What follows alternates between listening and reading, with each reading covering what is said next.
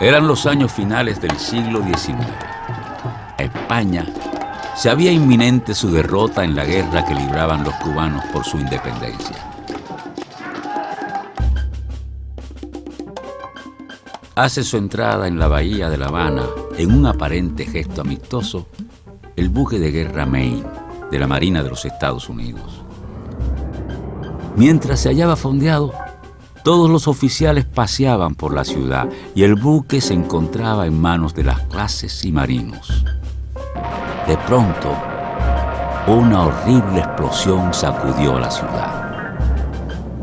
La voladura del Maine, un oscuro episodio más en la historia americana, fue el pretexto usado por el gobierno estadounidense para declarar la guerra a España y fácilmente derrotar a los ya derrotados españoles.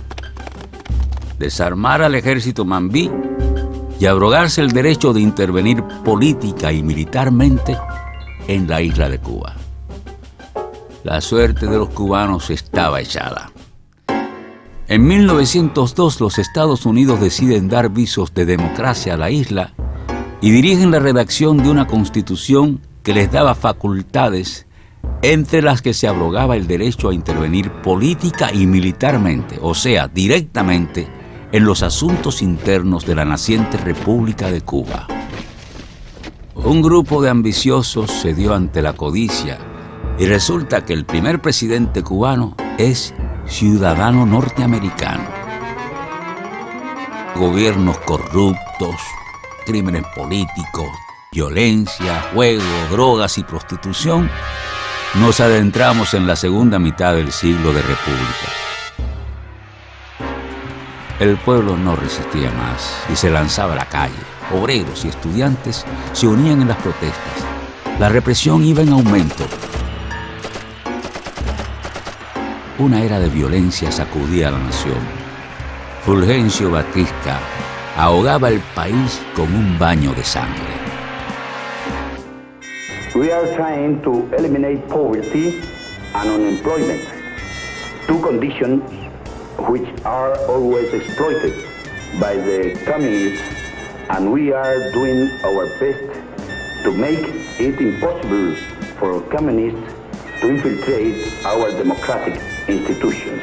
We have nothing to worry about as far as communism is concerned in Cuba for a long time to come.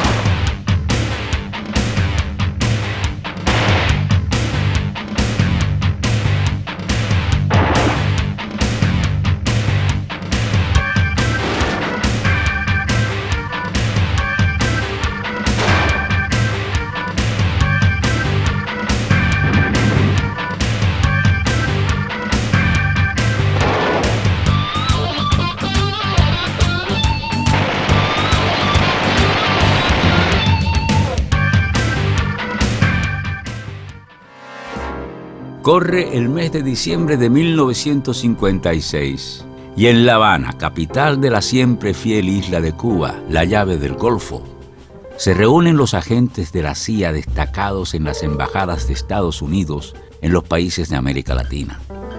Arthur Garner, el embajador de los Estados Unidos de Norteamérica en Cuba, se reúne con ellos y en una parte conversa con Howard Hume, el jefe de la estación CIA en Uruguay. Una llamada telefónica interrumpe la conversación. Garner explica a los agentes CIA reunidos que el presidente Batista le comunicó la muerte de un agitador estudiantil llamado Fidel Castro, que con una expedición armada trató de penetrar por la zona oriental de la isla en una embarcación. El jefe de la oficina de la United Press International en La Habana transmitió al mundo la noticia de la muerte de Fidel Castro y más tarde la confirmó en un segundo boletín donde llegó a decir que había visto personalmente el pasaporte y los documentos encontrados en el cadáver del líder revolucionario.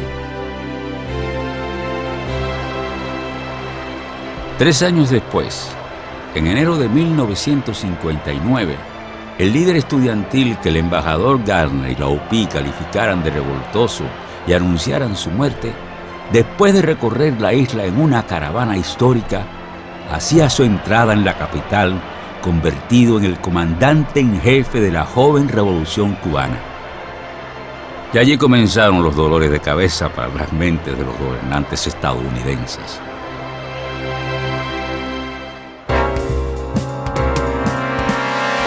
Antes del triunfo de la revolución, existen antecedentes de que los servicios especiales trataron también de eliminar al comandante en jefe. Primeramente en la universidad, cuando se destacaba como líder estudiantil, y posteriormente en la Sierra Maestra. Posterior al triunfo de la revolución, se convirtió para los gobernadores norteamericanos una obsesión la eliminación del comandante en jefe. Agentes de la CIA, oficiales, miembros de otros servicios especiales, miembros de organizaciones contrarrevolucionarias radicadas en el exterior, miembros de organizaciones contrarrevolucionarias que operaron en el interior del país en los primeros años fundamentalmente de la revolución, y otros contrarrevolucionarios, digamos que aislados, intentaron asesinar al comandante en jefe. A la élite gobernante en Estados Unidos no le podía caber en la cabeza que un casi desconocido revolucionario cubano al frente de una guerrilla de descamisados, como calificaban al ejército rebelde, pudiera estar en el poder, en su traspatio, a menos de 90 millas de su tierra firme, y mucho menos que fuera capaz de desafiar y desobedecer las órdenes y desconocer el mandato de la superpotencia norteña. En Washington transcurren las primeras horas de la mañana del 11 de diciembre de 1959. La tensión que se respira en el salón de la Casa Blanca presagia tormenta. Allen Dulles, director de la agencia central CIA, habla con el presidente de los Estados Unidos, Dwight D. Eisenhower. Faltan solo 20 días para la conmemoración del primer aniversario de la revolución en Cuba. Dulles le explica a Eisenhower que el grupo de estudios sobre los recientes acontecimientos en Cuba, presidido por el coronel J.C. King, llegó a la conclusión que de continuar Castro con los planes de instaurar un gobierno comunista en este hemisferio sería un mal ejemplo, y eso los Estados Unidos no podían permitirlo. ¿Cuál es su propuesta?, pregunta Eisenhower. La respuesta de Dulles es enfática, contundente. Presidente, es necesario estudiar y organizar los planes que nos permitan, en un breve plazo, la eliminación física de Castro. No podemos perder más tiempo.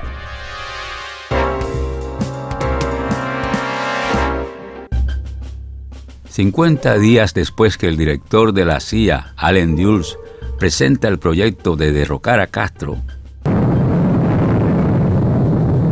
estalla el vapor francés La Cour, cargado de armas y municiones. Más de 100 muertos y más de 250 heridos fue el saldo de víctimas como consecuencia de 2 explosiones a intervalos.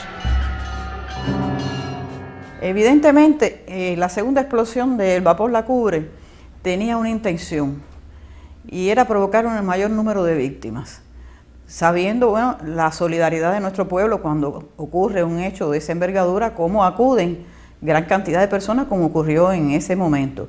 Pero además, también conociendo la presencia siempre de nuestros principales dirigentes ante cualquier catástrofe, cualquier tipo de hecho donde hubiera víctimas.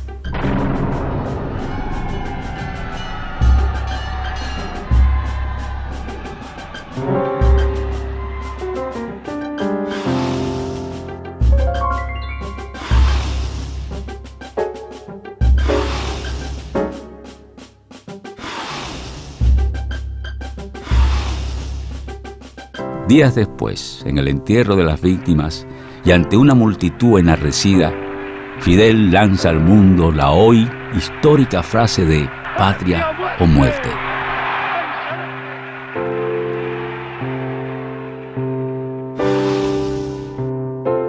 Allí, en 23:12, un fotoreportero, impresionado por un rostro serio, sereno y de una mirada profunda, aprieta el obturador de su cámara. Alberto Korda jamás imaginó que había captado la imagen más reproducida universalmente de que se tiene noticias: la emblemática foto de Ernesto Che Guevara.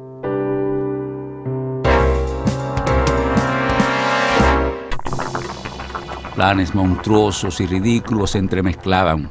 Preparados químicos, venenos, sustancias en cajas de tabaco y, como ejemplo de desesperación e impotencia, uno que, si no fuere por las connotaciones del asunto, movería risa. Para destruir la imagen de Fidel, conocido ya como el Barbudo, prepararon hombres para la utilización de sales de talio en los zapatos del jefe, para posteriormente, cuando se pasara la mano por la barba, costumbre común de él, para que después perdiera los pelos. Si algo ha marcado la política de Estados Unidos hacia Cuba en estos 47 años, y de la CIA especialmente, ha sido la subestimación al pueblo cubano y especialmente a Fidel.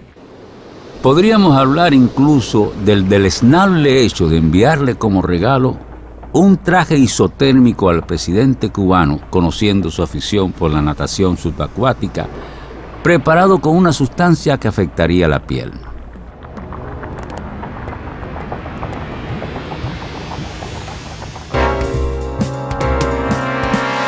Ya en agosto de 1960, la CIA comienza a preocuparse por la popularidad de la Revolución Cubana y a través de sus oficiales y agentes comienza también a contactar a los miembros del Sindicato del Crimen.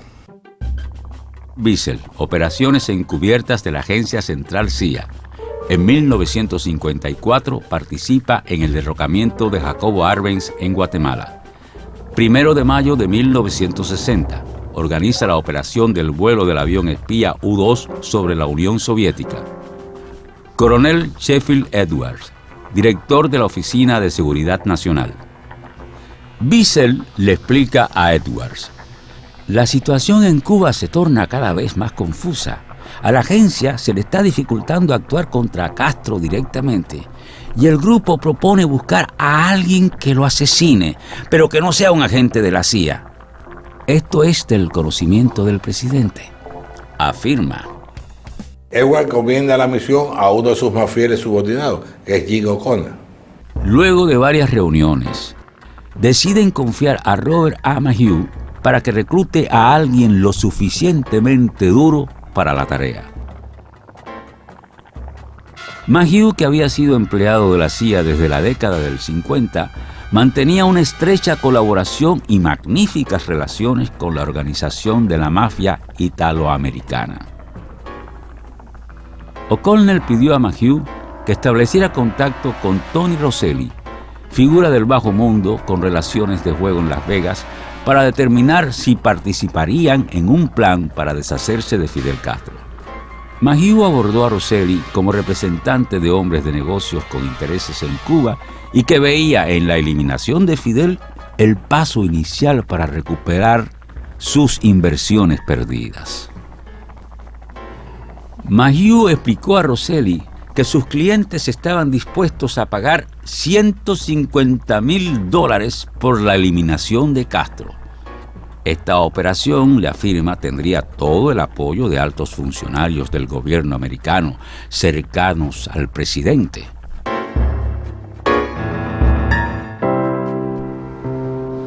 En esos momentos, Fidel Castro rompe todas las conjeturas de sus enemigos y viaja a Nueva York para participar en la Asamblea de la ONU.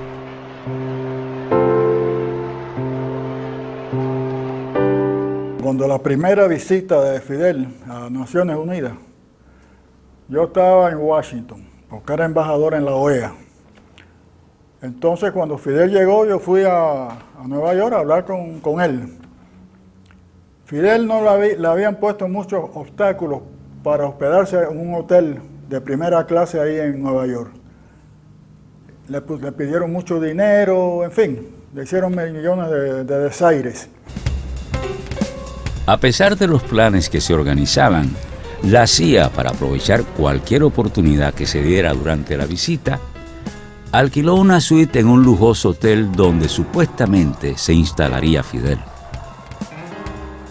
Evidentemente había mucha información y cosas que se ha comprobado después incluso por documentos desclasificados que se estaba preparando un atentado a Fidel desde mucho antes o desde el principio de la Revolución Cubana. Hubo mucho de poner un tabaco, ponerle veneno a un tabaco. En uno de los salones del hotel al que asistiría regularmente Fidel y la delegación cubana, la CIA tenía entre sus planes colocar una caja de tabacos preparados para que si el dirigente cubano tomaba uno y lo encendía, se produjera una explosión de fatales consecuencias. Para sorpresa de todos, la delegación cubana decide alojarse en el modesto Hotel Teresa en el corazón del barrio de Harlem. En el Hotel Teresa, todos los días y a todas horas había demostraciones de simpatía hacia Fidel y hacia la Revolución Cubana. Fidel recibió allí a Nasser, a Khrushchev, a Tito, en fin, a los dirigentes mundiales que estaban en ese momento en la Asamblea de Naciones Unidas.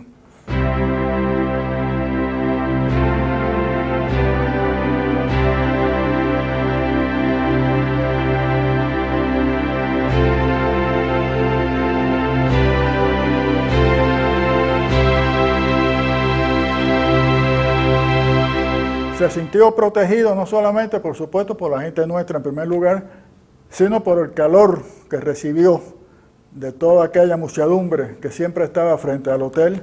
Él habló y bajaba muchas veces a la calle, habló con la gente. Unas veces habló con su inglés y otras veces habló con una intérprete. Here you in the United States are accustomed to see government coming for money? No. I came for good relations, for good understanding, for good economical relations.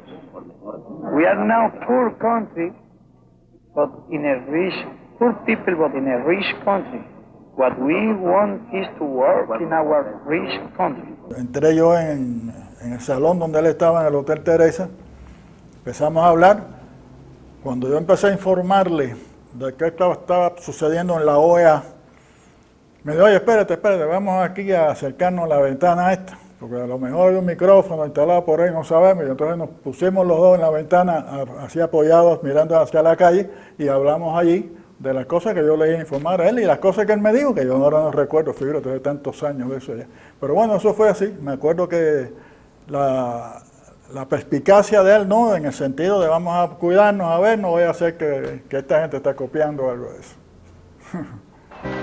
Todos los planes CIA durante la estancia en New York se disolvieron en el mar de hombres humildes, sencillos, de luchadores por los derechos civiles y que constantemente rodeaban a Fidel. Tuvieron que desistir del momento, pero la sociedad CIA Mafia no se daba por vencida.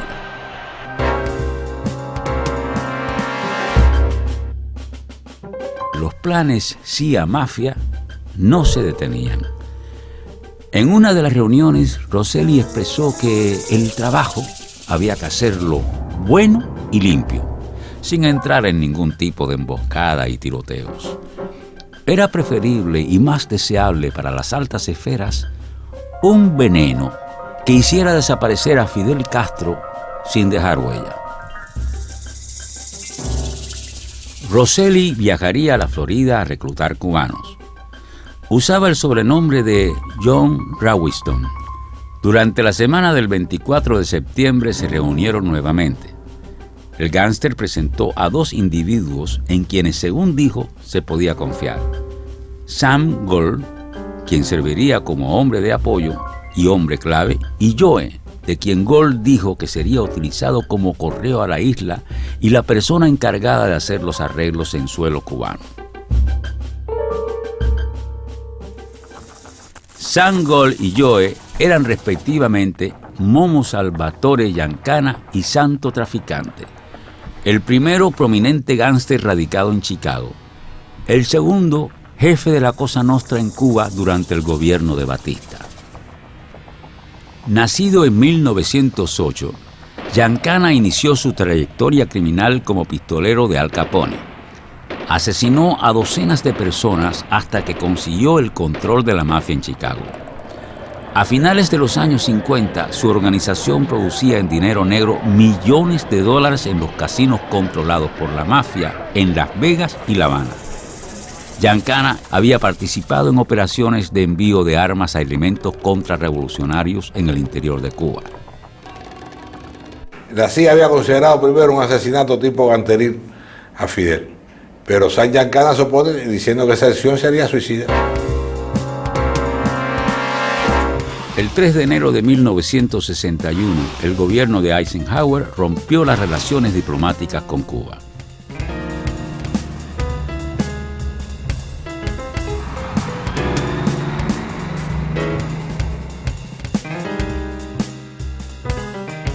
El 22 de enero de 1961, John F. Kennedy sustituyó en la presidencia a Dwight Eisenhower.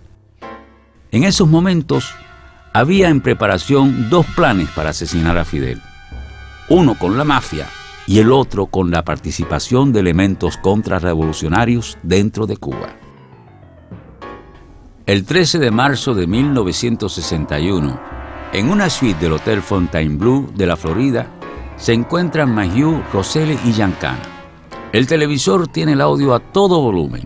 Se celebra en Miami Beach una pelea por el campeonato de los pesos completos que acapara la teleaudiencia del país. En el tercer asalto, tocan a la puerta.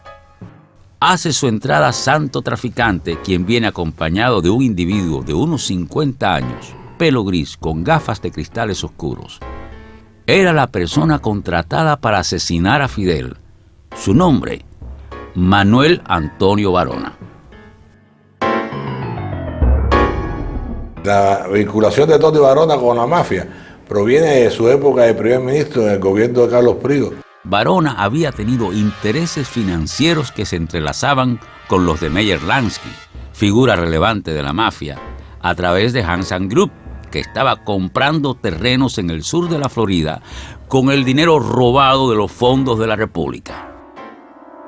En el transcurso de la conversación, Mayhew entregó a Varona $10,000 como anticipo y las cápsulas, y le explicó cómo debía ser empleado el veneno. En una entrevista a un amigo personal de Meyer Lansky, cuando estaba en Cuba, por supuesto, manifiesta que decía Meyer Lansky muchas veces que él no necesitaba guardaespaldas, porque sencillamente tenía la protección oficial del gobierno de Batista. Batista personalmente le ponía la guardia que él necesitara. Y tanto era así que, bueno, refiere que hacían viajes en yates, excursiones, visitaban la finca Cuquine. Es decir, que era un amigo entrañable, Meyer Lansky, del dictador Fulgencio Batista. Al triunfar la revolución, se produjeron momentos de extraordinaria efervescencia popular y el pueblo reclamaba constantemente la presencia de Fidel en todos los lugares. Su propio estilo de vida lo hacía buscar contacto diario con las masas y en ocasiones se producían encuentros espontáneos que rompían todos los esquemas y normas de vida que se supone debe practicar un dirigente en cualquier parte del mundo. Trataba de vivir como un ciudadano común. Pero el tiempo y los hechos le fueron mostrando que la CIA trataba de aprovechar esas libertades para con su pueblo. Se estaba convirtiendo en uno de los hombres más perseguidos por los aparatos de inteligencia de los Estados Unidos y sus aliados. Sus compañeros de armas, sus hermanos de lucha le pedían que se cuidara por él, por la revolución, por su pueblo. A medida que aumentaban las agresiones y ante cualquier hecho vandálico o ataque provocador, el primero en acudir era Fidel. El propio pueblo se lo exigía. Ese mismo pueblo que lo llama Fidel. Oye, Fidel, viejo, cuídate. Fidel, no te arriesgues tanto que los yanquis te están cazando. Poco a poco tuvo, quizás a regañadientes, que ceder ante la verdad histórica. Estaba iniciando una de las partidas de ajedrez más complejas de la historia, y con un rival que por ganar recurriría a las jugadas más inverosímiles y sucias conocidas.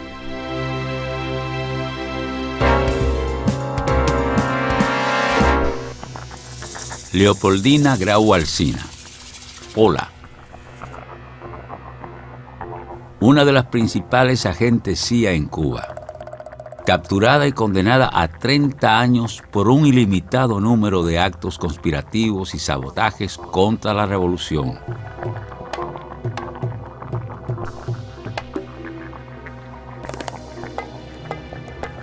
Puesta en libertad después de cumplir 14 años de prisión. Leopoldina Grau, más conocida por Polita, ya puesta en libertad antes de viajar a los Estados Unidos, me concedió una entrevista. Explica que por instrucciones de la CIA conoce el envío de unas pastillas para envenenar al comandante en jefe en un pomo corriente de aspirinas Bayer. Pero poco después, junto con una carta de Tony Barona, llegan unas cápsulas que según la CIA resultarían más efectivas. Eran unas cápsulas líquidas sin sabor que hacían efecto entre las 12 y 24 horas posteriores a su ingestión sin dejar huellas. Ella me explica en la conversación que le entrega las cápsulas a Manuel de Jesús Campagnoni, un elemento contrarrevolucionario, el cual la distribuye entre distintos trabajadores de la gastronomía. Acota Pola Grau que en medio de esta situación detienen al principal ejecutor del movimiento en todas estas acciones, el ex coronel del ejército y jefe de Oriente en el gobierno de Carlos Prío, Manuel Álvarez Margolles. Lo juzgan y es condenado a la pena máxima.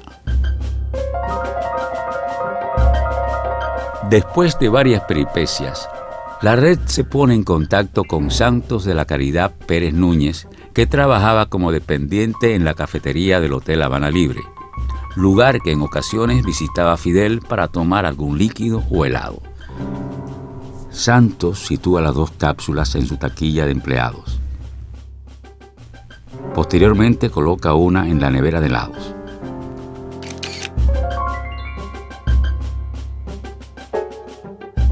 Una noche de marzo de 1963, llega Fidel Castro al hotel y se dirige a la cafetería.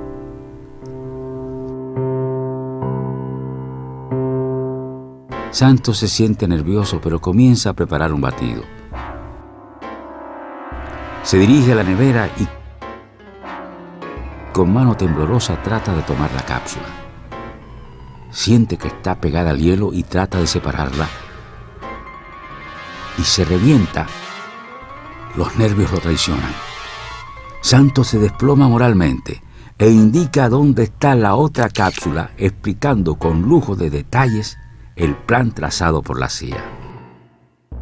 En el transcurso de la conversación, ella estaba muy sorprendida por lo que había ocurrido. Y me dice, mira, yo sé que Fidel está muy bien protegido por el pueblo, por la seguridad del Estado, pero yo estoy convencida que a él lo protege alguien más que la seguridad del Estado. Años más tarde, el mafioso Rosselli fue citado a comparecer ante una comisión senatorial para declarar sobre sus actividades con la CIA. Aceptó, pero apareció muerto en el mar dentro de un latón de aceite. El expresidente Carlos Prío aceptó comparecer también al ser citado, pero apareció muerto, aparentemente suicidado, en su casa. John Fitzgerald Kennedy aparece en la escena política como un presidente simpático de agradable aspecto. Aparenta en su discurso ser una figura que inauguraría una era de paz, tranquilidad y amor. Cuán lejos de la verdad estaban los ilusos. El gobierno cubano no bajaba la guardia. Pronto el miembro del millonario clan de los Kennedy mostró las verdaderas intenciones. Eisenhower había firmado y elaborado los planes de agresión, pero J.F. Kennedy los llevaría a vías de hecho.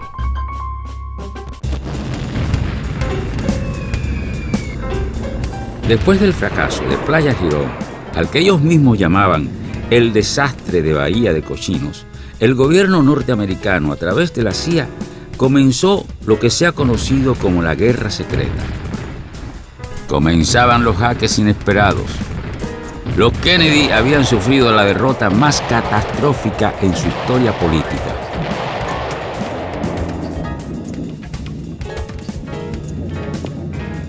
Los hermanos John y Robert Kennedy, después de asumir la responsabilidad de la derrota, aceptaron que se estableciera un canje de sus mercenarios por alimentos para niños.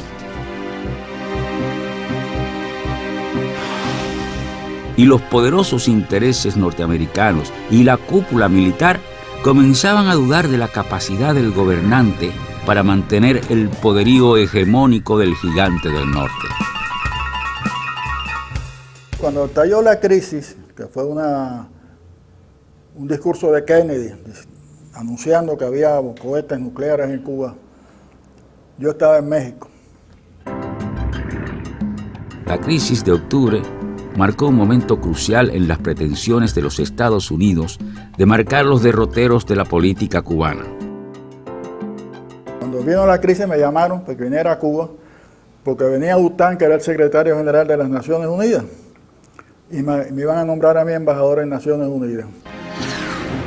La viril y decisiva posición del pueblo cubano puso de manifiesto que la dirección de la revolución no claudicaría jamás ante presiones y chantajes.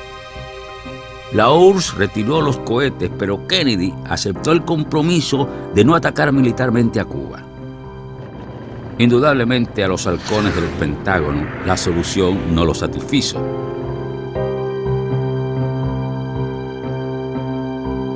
Dallas fue el ejemplo. Kennedy cae asesinado.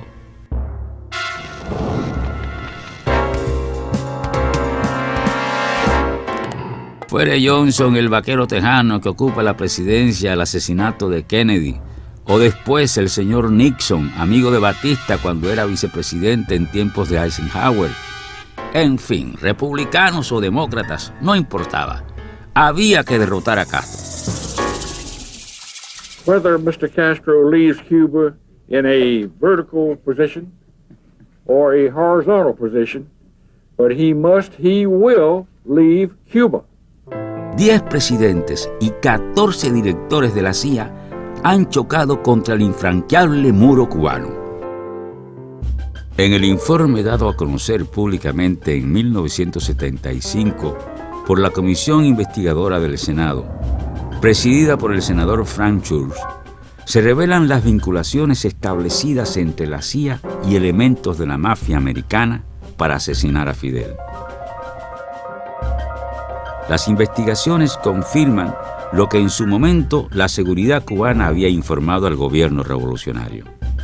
En 1961, los principales jefes de la CIA instrumentaron la operación ZR Rifle para eliminar jefes de Estado que no fueran afines a sus intereses. En las declaraciones y puntos de vista expresados en su comparecencia por los directores de la CIA, se ponían de manifiesto las tremendas presiones de los Kennedy para que hicieran daño a Cuba, para que provocaran la caída del gobierno cubano, para que la CIA provocara un levantamiento en Cuba y así deshacerse de Castro. Samuel Halpern, que fuera asistente ejecutivo de 3 subdirectores de operaciones de la CIA, en sus declaraciones así lo corroboró y agregó: teníamos la impresión de que las cosas que estábamos haciendo en Cuba eran por una venganza personal y no por el bien de los Estados Unidos. Cuba, afirmó, manchó el escudo de los Kennedy en Bahía de Cochinos. Entonces no era por problemas, pienso yo, de la seguridad nacional. Era, como decía mi padre, no pierdas la cabeza, desquítate, concluyó. Los servicios especiales norteamericanos y otros enemigos de la revolución no se han percatado que el sistema nuestro es un sistema que no tiene brecha y que está preparado para que al comandante jefe, al ministro de las Fuerzas Armadas Revolucionarias y al resto de los dirigentes de la revolución no los toquen nunca. En más de 40 años de la revolución en el poder, los órganos de la seguridad cubana han descubierto y neutralizado más de 600 conspiraciones, cuyo objetivo fundamental ha sido la eliminación física del presidente cubano. El 25 de diciembre, días antes del triunfo del 1 de enero de 1959, las fuerzas del ejército rebelde capturan al ciudadano norteamericano Alan Robert Nye, quien confesó había sido enviado por el FBI para exterminar a Fidel, para lo cual le suministraron un fusil Remington de mira telescópica. En 1959, la agente CIA, Frank Struge, preparó, en combinación con el jefe de la estación CIA que había en la embajada norteamericana aquí en La Habana, un atentado a Fidel. El 14 de junio de 1961, Juan Bacigalupe Ornedo, sobrino del ex senador Alfredo Ornedo, organizaron un plan de atentado en la avenida de Rancho Boyeros entre Santa Catalina y Benque. Cuando los vehículos que ocupaban el líder de la revolución y sus acompañantes rebasaran Santa Catalina, un jeep se atravesaría en la vía y otro atacaría el auto del presidente cubano con 2 bazucas. En ese momento, unos hombres ocultos en un carro panel atacarían a la escolta con disparos de pistolas y granadas de mano. Antes de la ejecución del plan, fueron capturados.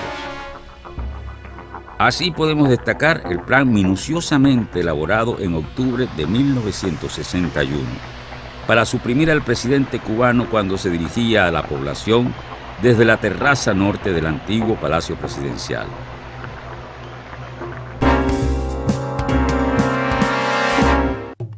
Para el 13 de marzo de 1963, la CIA concibió uno de esos planes. Ese día Fidel asistiría al acto que se celebraba en la escalinata con motivo del 6º aniversario del asalto al Palacio Presidencial.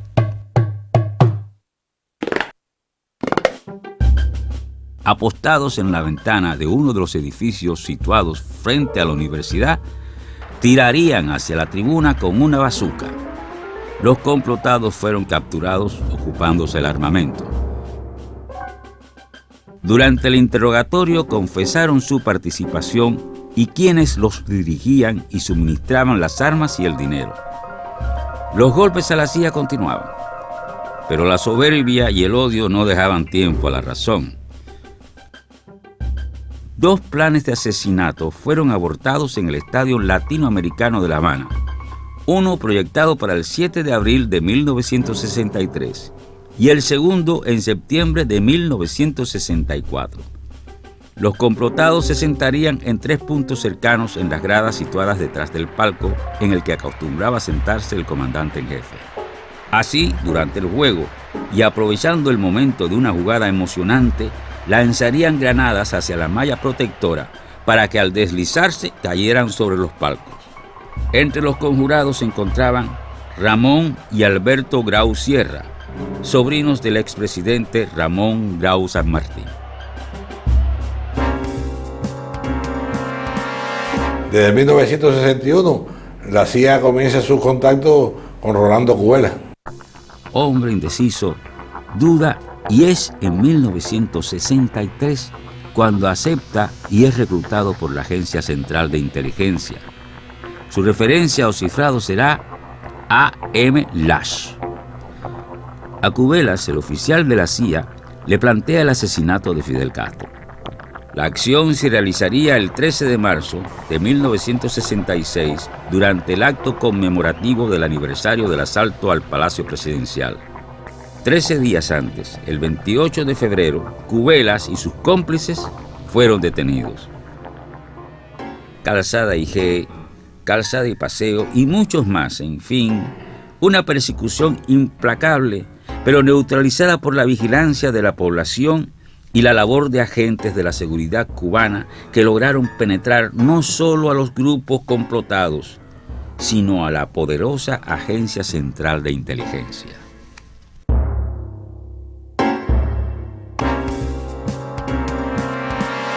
Durante la administración Nixon continúan los planes contra la vida de Fidel.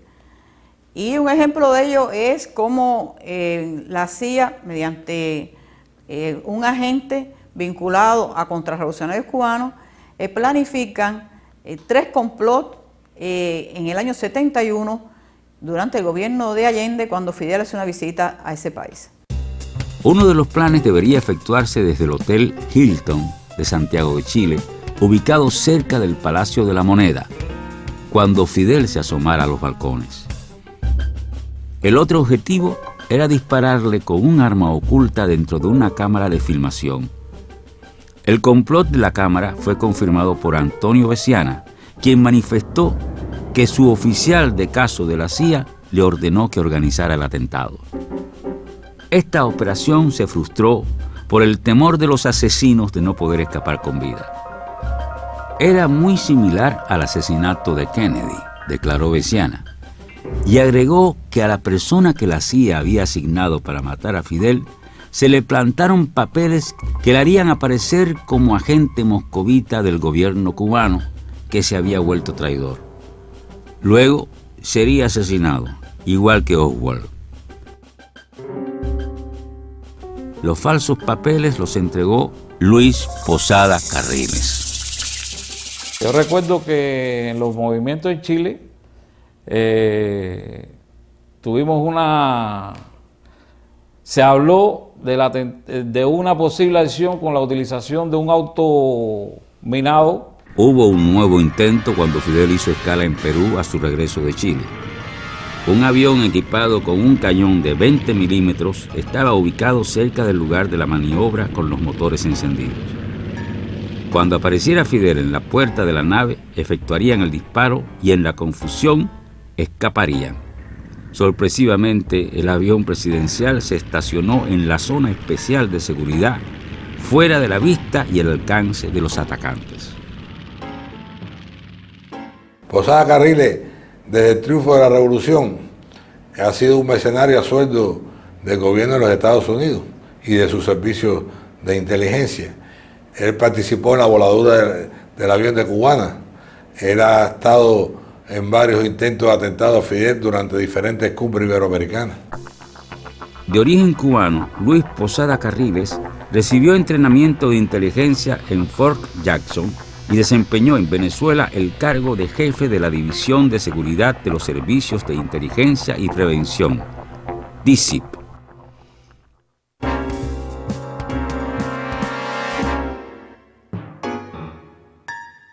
Posada Carriles fue el instigador de una ola de atentados realizados contra hoteles y restaurantes en Cuba que dejaron un saldo de un muerto, Fabio Lucelmi, turista italiano que estaba de visita en la isla, y varios heridos, por los cuales fueron detenidos 2 ciudadanos salvadoreños quienes confesaron su participación en las acciones terroristas. Saqué el explosivo y lo metí acá y le di vuelta acá. Ya era un momento ya difícil, lo tiré, pero o sea, no sonó así. Lo que hice fue bajar el tacto y meterlo abajo. El 17 de diciembre del 2000, Fidel llega a Panamá para participar en la cumbre iberoamericana. Y pocas horas después da una noticia que sorprende al mundo. Posada Carriles se encontraba en territorio panameño para hacerle un atentado a él.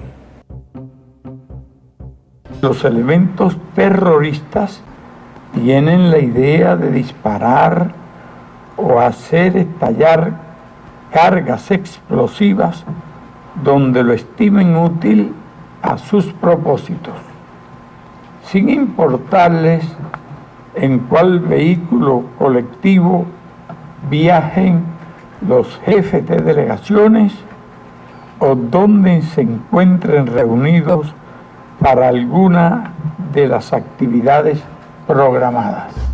Los principales cómplices de Posada Carriles en este nuevo plan de asesinato a Fidel eran Pedro Remón Rodríguez, Guillermo Novo Sampol, Gaspar Eugenio Jiménez Escobedo, Antonio Iglesias Pon, Tony, Santiago Álvarez Fernández, todos terroristas de origen cubano radicados en Miami.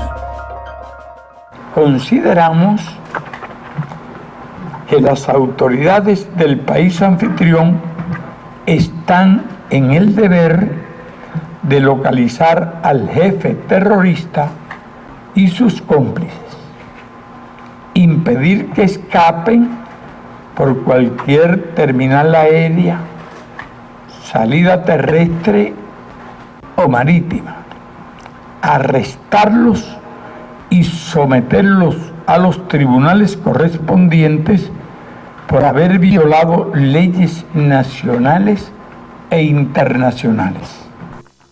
Posada Carriles había planificado colocar 43 libras de explosivos plásticos C4 en el Paraninfo de la Universidad de Panamá para hacerlo estallar durante un acto en el que Fidel hablaría a los estudiantes panameños, provocando la muerte de cientos de jóvenes inocentes. La contundente denuncia obligó a las autoridades panameñas a proceder a la captura de los mercenarios, que a pesar de componendas y arreglos, trajo como consecuencia el encauzamiento debido a la presión del pueblo panameño, aunque posteriormente en un amañado juicio los encartados y confesos terroristas recibieron una leve condena.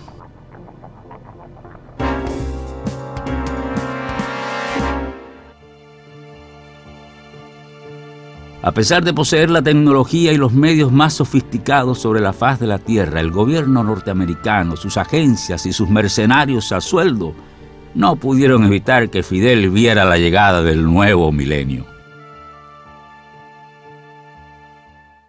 ¿Cuántos atentados sufrió, comandante? Ninguno, pero no llegaron a disparar. Según todos los órganos de inteligencia, fueron alrededor un poquito más de 600 veces. Nunca en la historia contra una sola persona, y menos un jefe de Estado, se había destinado un cúmulo tan enorme de recursos y planes para acabar con su vida. Pocas veces en la historia se ha visto un pueblo más unido alrededor de sus dirigentes, ni a diferentes generaciones de combatientes que han servido con el mismo orgullo y satisfacción a ese pueblo, cuidando y protegiendo la vida de su líder indiscutible. Hombres humildes y desinteresados, muchas veces sin rostros, iluminados con el color del silencio, que como premio solo aspiran a sentirse respetados y queridos por todos. Cuidar a Fidel es un orgullo. Cuidar a Fidel es un privilegio.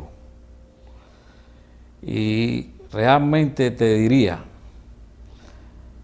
que el protagonismo de tenerlo es de todo el pueblo cubano. Hace algunos años, exactamente en 1995, el presidente cubano asistió al 50 aniversario de la creación de las Naciones Unidas. Y en una reunión con hombres de negocio, uno de ellos le preguntó: comandante, ¿cuál es el gran mérito de su vida? Fidel respondió: el mérito es estar vivo.